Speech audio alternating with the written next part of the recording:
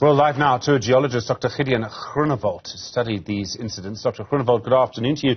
What causes an earthquake, or rather two earthquakes on this scale? Why would they be so big? Afternoon, Stephen. Good afternoon to your listeners and viewers.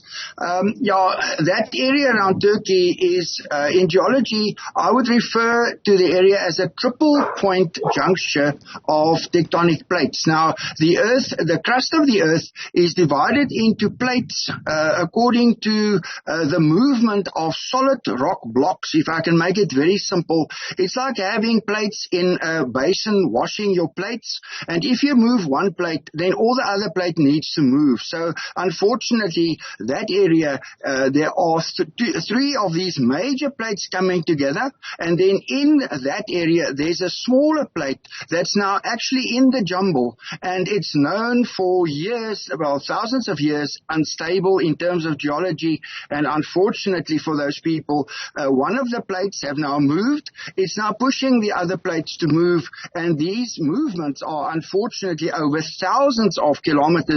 1,500 kilos just reported, where the one earthquake now causes another one, and it can lead to some aftershocks. It can have more earthquakes. It's very dangerous for the rescuers now in there, but luckily in human nature, people are moving in to try and get people out there. So they actually are not in fear of their own lives. They just disregard the danger and they move in to try and get the people out now. So you would, after one earthquake of this size, of this magnitude, you would expect others. Would you expect them to be of the same magnitude? I mean, could some be even bigger? Yeah, it can be. If I look at the reports, the first earthquake was down at 10 kilometers, the epicenter. The second one now is at 7 kilometers underground. So it is possible. It's known as new tectonic, which means today's tectonic. So the earth there is actually moving as we speak. As geologists, we study the movement of the earth in what happened in the past. But in Turkey, we can study the earth as it moves today, unfortunately. So yes, there can be smaller, but there can also be a much bigger earthquake, depending on which of these plates are going to move or whether they're going to get stuck and wait for another day. Is it possible to make any predictions about what will happen, or do we just have to wait and see? I mean, could one of them move now? Could one of them move only in 20 years' time? I think the geologists studying that area, there are serious studies going on, because there are also volcanic eruptions in that area, like Mount St. Helena, associated with those fault zones.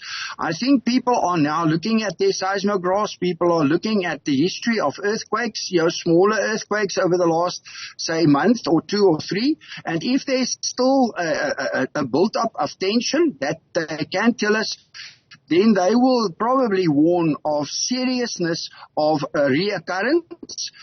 If they start telling people that the stress has now kind of been released to a certain extent, then we can relax a little bit. But it's unpredictable. No one can really say what is happening. So it's a time now of giving those people up to the Lord and make sure that we support as far as we can everybody who is involved in this tragic kind of event on Earth. I mean, this big earthquake happened in the middle of the night in Turkey. Is there any way to provide a warning? And I know that various people, the US Geological Survey and others, try to provide warnings, but it seems to be very, very difficult to know what's going on underground.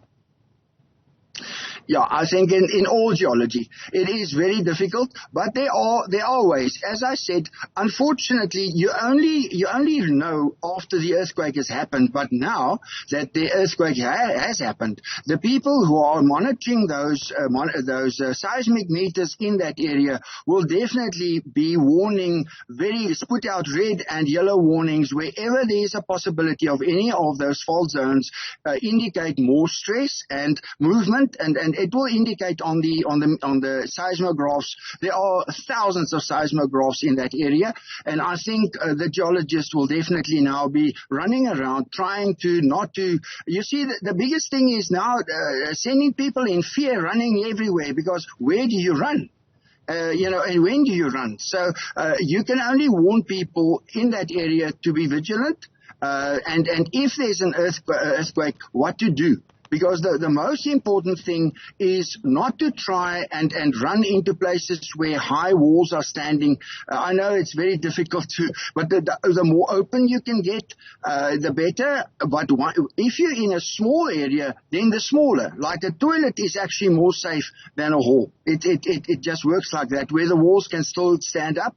Unfortunately, people are going to get stuck under the rubble, and that is the very unfortunate part, is where people are going to run out of drinking water now, and safety and food because of the winter. And the fact that things are being destroyed, water pipes, sewage pipes, everything is broken. And can you build to protect people against earthquakes? I mean, it's very difficult to do. Japan, of course, has a very long history of doing this. I mean, are there particular ways that you can build residential buildings, office blocks, parking garages to, survive earthquakes like this? I think in history we know that in Japan and in China, yes, people have been building in China, for instance. Over history, people eventually built houses out of paper and very lightweight materials to try and survive the earthquakes, mainly to prevent heavy things falling onto people in these areas.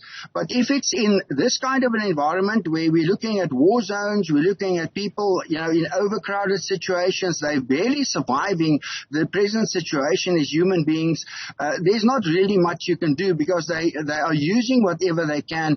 If it's a planned situation, yes. In Japan, for instance, I know that big buildings, the high-rise buildings, are designed to take a swing of up to about 1.5 meters before it crashes. So those are designed, engineering designs. If you look at California, you look at the Americans, their people are doing great work in designing, but we are looking here at very remote areas. We're looking at very poor regions of the world. I don't think the engineers there could really plan to do to keep people safe. It's a question of you have to just live the day.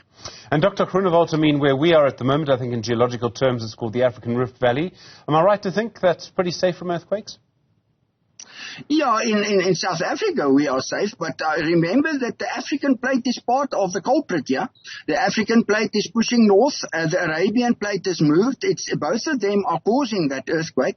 The African plate is breaking open at the moment. There's a big fault zone going down the Nile all the way into Mozambique and then cut across to Botswana to Maun, and then one going past Joburg down to East London. So yes, it is possible that we can have smaller earthquakes around this part, but I doubt whether any one of them will be the size of the one where it's happening at the moment. But we can experience some shakes. We can. Dr. Gideon Groenewald, thank you very much indeed. Really do appreciate it. A geologist, of course, watching what's happening in Turkey. So many people died as a result of that, over 1,500. And unfortunately, it's very likely that that number will increase. Well,